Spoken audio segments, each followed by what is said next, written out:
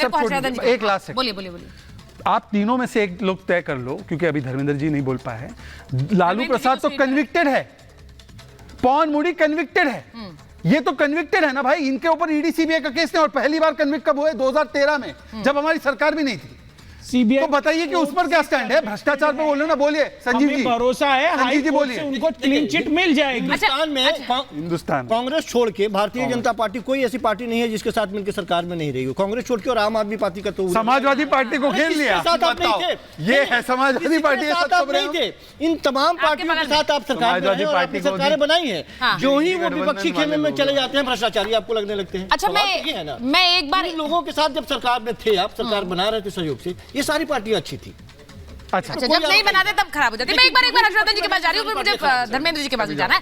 हर्षवर्धन जी जरा बता दीजिए, क्योंकि यहाँ पर अरविंद केजरीवाल की एक तस्वीर उन्होंने दिखाई, वो तो संयोगवश उन्होंने तस्वीर दिखाई, लेकिन सवाल मेरा उसी से जुड़ा था कि इससे पहले भी उन्होंने एक आरोप लगाए, फिर माफी मांगी है। मेरा सवाल सिर्फ यह है, 25 करोड़ का ऑफर दिया, हमारे सरकार को तोड़कर बीजेपी सरकार बनाना चाह रही है, विधायकों की खरीद फरोख्त का आरोप उन्होंने सीधा लगाया, गंभीर आरोप है, पर उनके लिए मुश्किल यह है कि बीजेपी ने उसे और ज्यादा गंभीरता से लेते हुए पुलिस कंप्लेन कर दी। अब उन्हें सिद्ध करना होगा। सुचरिता, मुझे लगता है कि अरविंद केजरीवाल जी के इस तरह के आरोपों को बहुत गंभीरता से नहीं लिया जा सकता है।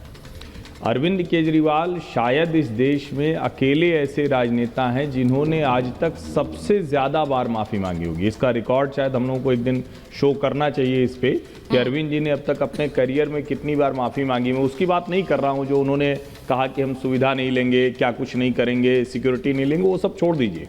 लेकिन सबसे ज़्यादा बार माफ़ी मांगी है उन्होंने। और अभी आप देखिए, मुझे आवाज़ आ रही है सुचरिता पलट के, वो जरा उनको कहिए कि वो ठीक करा दीजिए। हाँ बोलिए बोलिए सर, आप बोलिए। अभी आप देखिए, जिस समय मनीष सिसोदिया जी की गिरफ्तारी हो रही थी, उस वक्त उन्होंने कहा था कि 25-25 करोड़ रुपए विधायकों को दिए जा रहे हैं। मनीष सिसोदिया गिरफ्तार हो गए, संजय सिंह गिरफ्तार हो गए। सिर्फ गिरफ्तार नहीं हुए, अदालत ने बाकायदा मनी ट्रेल स्टैब्लिश करते हुए देखा। बार बार अदालत ये कह रही थी, और एक बार तो यहां तक अदालत की तरफ से कहा गया कि पार्टी को पार्टी क्यों नहीं बनाया जा रहा है। अब अरविंद केजरीवाल बुरी तरह से फंसते नजर आ रहे हैं, सिर्फ एक मामले में नहीं, वो कई मामलों में, क्योंकि वो सरकार के मुखिया हैं। अगर जल बोर्ड में कोई गड़बड़ होगी, अगर शिक्षा में कोई गड़बड़ होगी, अगर शराब नीति में कोई गड़बड़ होगी, तो भले ही वो उसमें नहीं, लेकिन उनकी जिम्मेदारी जवाबदेही बनेगी। अब क्या अरविंद केजरीवाल इस तरह के आरोप लगाकर सिर्फ बच सकेंगे? क्या चुनाव के समय में इससे कोई लाभ उनको होने वाला है? और कमाल की बात यह है कि जिन भगवंत मान के साथ वो यहां भी दिल्ली में धरना प्रदर्शन कर रहे थे, वही भगवंत मान कहानी सुनाते हैं कि एक थी कांग्रेस ये दुनिया की सबसे छोटी कहानी होगी। पत्रकार उसके बाद कहते हैं कि 13 सीटों पर आप कह रहे हैं, चंडीगढ़ में गठबंधन कर रहे हैं, तो कहते हैं एक और जोड़ लो, 14 कर लो। इस अंदाज में अगर आम आदमी पार्टी चल रही है तो उसके भीतर के संकट गंभीर हैं। हो सकता है कि अरविंद केजरीवाल को अब लग रहा हो कि ये लड़ाई उनको सिर्फ अकेले लड़नी पड़ेगी, और ये मैं बड़ी गंभीरता के साथ कह रहा हूं, क्योंकि जिस तरह का घटनाक्रम आम आदमी पार्टी में चल रहा है, शायद उनके पास अब बचाव के लिए बहुत ज्यादा गुंजाइश नहीं रह गई। अरविंद केजरीवाल को आप बचाने की कोशिश क्यों नहीं कर रहे हैं धर्मेंद्र जी? आपकी पार्टी ने आज कोई बयान नहीं दिया, लेकिन आपकी पार्टी ने उस पर बयान दिया जिस पे बयान की जरूरत नहीं थी। भारत रत्न दिया गया अटल बिहारी वाजपेयी के बाद आज लालकृष्ण आडवाणी को, डिप्टी पीएम रह चुके हैं देश के, और उनको आज सम्मान दिया गया। तो आज आप लोगों ने उसमें सियासत खोज ली। आपके तो गठबंधन के साथी, उनके साथ इतना अन्याय हो रहा है, उस पर कुछ नहीं बोलते हैं। भारत रत्न में अन्याय दिख रहा है। सुचरिता जी, भारत रत्न देश का सर्वोच्च नागरिक सम्मान है, और उसका हम सभी लोग सम्मान करते हैं।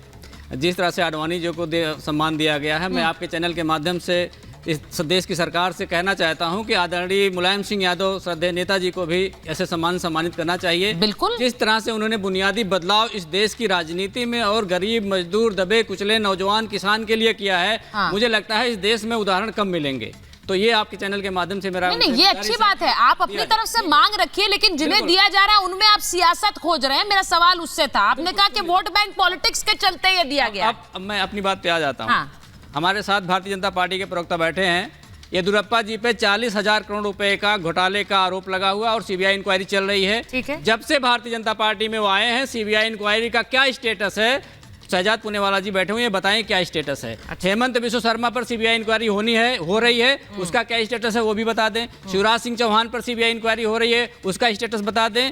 और उसके बाद कर्नाटका में ही रेड्डी ब्रदर्स हैं, उनके ऊपर इंक्वायरी चल रही है, उसके बारे में बता दें। अब मैं इस बात पे आना चाह रहा हूं कि इस देश के प्रधानमंत्री जिस नेता को कहते थे कि इनको हम चक्की पिसवाएंगे, इतना बड़ा भ्रष्टाचार है, तो जिस भ्रष्टाचार की चक्की का आटा खाना शुरू कर दिए हैं, उसके बारे में क्यों नहीं बोलते ये लोग? तो भारतीय जनता पार्टी जैसे जैसे चुनाव आता है, जिस पार्टी के नेता से उनको लगता है कि हमारा कोई चुनावी नुकसान हो सवाल मैंने कुछ और पूछा था, आप जवाब और दे रहे हैं। नहीं, सवाल तो मैंने कुछ और पूछा था आपसे। मैंने आपको कहा कि भारत रत्न पर आप सियासत क्यों खोज रहे हैं? आप अभी यहाँ बैठकर भ्रष्टाचार पर बात करने लग गए, उस पर तो जवाब दे दीजिए। और दूसरी बात ये है, आप जब इतना भ्रष्टाचार पर भाषण दे रहे हैं तो अरविंद केजरीवाल के समर्थन में खुलकर बयान क्यों नहीं दे रहे आपके नेता? या फिर अपना अपना देख लो, जब बचने की बारी आएगी तब साथ हाथ पकड़ लेंगे। सुचारिता जी, भारतीय जनता पार्टी के भ्रष्टाचार को अगर मैं गिनाना शुरू करता हूं तो आप कहते हैं भ्रष्टाचार पे क्यों बात कर रहे हैं? ये शो भ्रष्टाचार पे नहीं है। अब मुझे बता दीजिए, अजित पवार पे मैं बात कर रहा हूँ, शो भ्रष्टाचार पर है। आप मेरा सवाल नहीं समझे।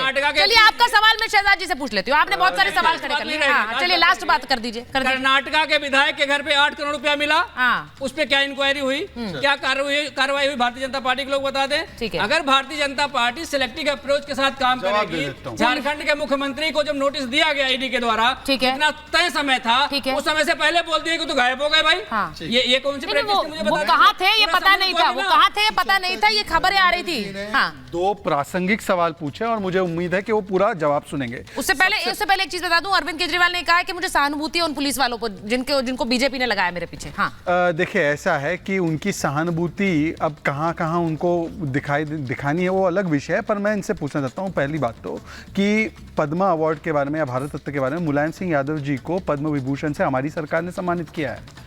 मान्यवर कांग्रेस की सरकार नहीं थी। कांग्रेस की सरकारों ने तो आजीवन आप लोगों को अपमानित करने का काम किया है। हमने सम्मानित किया। कर्पूरी ठाकुर जी को भी 36 साल तक क्यों नहीं दिया गया उनको सम्मान? यूपीए की सरकार थी, आप और लालू जी दोनों साथ में थे उस सरकार में, काहे नहीं दिया? और इसीलिए मेरी पूरी बात हो जाने दीजिए। और आज अडवाणी जी को भी दिया है। और इससे एक चीज पता चलती है कि भारत रत्न कोई राजनीतिक कलर देखकर नहीं दिया जाता। हमने तरुण गोगोई जी को भी दिया, हमने मुलायम सिंह यादव जी को भी दिया, हमने कर्पूरी ठाकुर जी को भी दिया और अडवाणी जी को भी दिया। और सुन लीजिए, अभी बात हो जाती है भाई। दूसरे वाले पॉइंट पर भी बोल दूं। अब इन्होंने कहा कि वो कर्नाटका वाले एमएलए के बारे में क्या हुआ, मैं अभी उसका स्पेसिफिक जवाब देता हूं ताकि संतुष्ट हो जाए दुष्यंत जी की तरह। कर्नाटका के हाँ सुनिए ना, सुन दे रहा हूं, सबका दे रहा हूं। कर्नाटका के एमएलए के घर पे ने उनके बेटे के घर पे 8 करोड़ रुपए हमारी ही लोकायुक्त ने पकड़ा, फिर भी कर्नाटका के उस एमएलए को हमने निकाला। अब बताइए धीरज साहू के घर में 350 करोड़ रुपए मिला, क्या किया उस पर? आपने क्या करवाई? 350 करोड़ रुपया धीरज साहू के घर पे मिला, क्या किया इस पर? किसकी है मतलब क्या है? बताइए ना मुझे। अच्छा दूसरी बात, चलिए एक और एक मिनट, ईडी किसकी है मतलब?